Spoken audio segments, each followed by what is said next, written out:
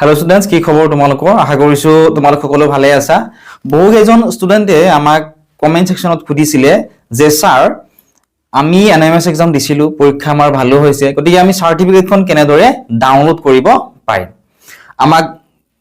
বুজাই দিব লাগে গতিকে এই ভিডিওটোত তোমালোকে এনএমএস এক্সামৰ সাৰ্টিফিকেটখন কেনেদৰে ডাউনলোড কৰিব পাৰিবা স্টেপ বাই স্টেপ গুটেইখিনি তোমালোক বুজাই দিবলৈ চেষ্টা কৰিম তোমালোকে ভিডিওটো মনোযোগেৰে শেষলৈকে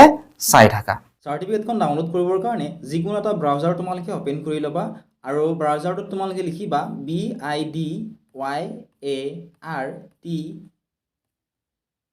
bidart.thi.co.in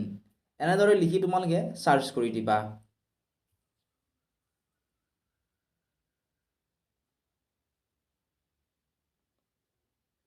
ঠিক আছে সাৰ্চ কৰাৰ পিছত ডাইৰেক্টলি এটো ওপেন হৈ যাব লাগে তথাপিও যদি এই ওয়েবসাইটটো ওপেন নহয় তোমালোকে তাত বহুকেইটা ওয়েবসাইট দেখিবলৈ পাবা ইয়াৰে ভিতৰত bidarthi.co.in লিখা থকা যেটো ওয়েবসাইট এটো ওপেন কৰি লবা ঠিক আছে ওপেন কৰাৰ পিছত তোমালোকে অলপমান ওপৰৰ ফালে স্ক্ৰল কৰি চাবা এনেদৰে স্ক্ৰল কৰিবা ঠিক আছে ইয়াত তোমালোকে অফিচিয়েল ওয়েবসাইটটো দেখিবলৈ পাবা এতিয়া সোৱা নেক্সট আমি কোড ক্লিক কৰিব লাগিব নেক্সট ইয়াতে সোৱা সাৰ্টিফিকেটখনৰ কাৰণে ইয়াতে ক্লিক কৰিব লাগিব ডাউনলোড এনএমএস সাৰ্টিফিকেট যদি হে ৰিজাল্টৰ পিডিএফ টো লাগে তেতিয়া ইয়াত ক্লিক কৰিবা নোটিছখন চাব বিচাৰিলে ৰিজাল্ট নোটিছত ক্লিক কৰিবা আমাক যেহেতু এনএমএস ৰ সাৰ্টিফিকেটখন লাগে গতিকে আমি কোড ক্লিক কৰিব লাগিব ইয়াতে ঠিক আছে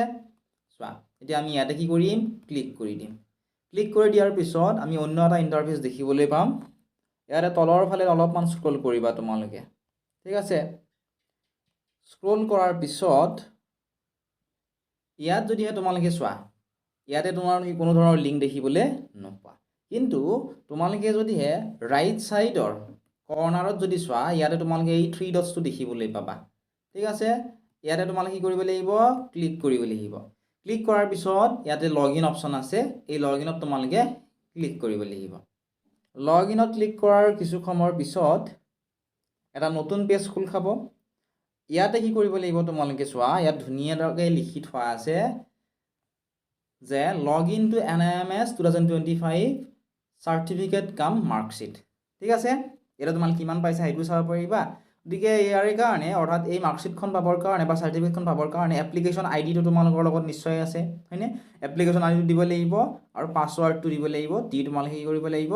লগইন কৰি ল'ব লাগিব লগইন কৰাৰ পিছতে তোমালোকৰ সন্মুখত স্ক্ৰীনত দেখা ধৰণে মাৰ্কশিটখন তোমালোকে পাই যাবা আগৰজো ভিডিঅ চাই তোমালোকে উপকৃত হলা যদি হে কোনো ছাত্ৰ ছাত্ৰীয়ে মাৰ্কশিটখন ডাউনলোড কৰিব নোৱাৰে বা অসুবিধা পাইছে সেই অসুবিধাটো আমাক কমেন্ট সেকশনত জনাবা আৰু যদি ভিডিঅ চাই উপকৃত হৈছা তেতিয়াও এটা কমেন্ট কৰি জনাবা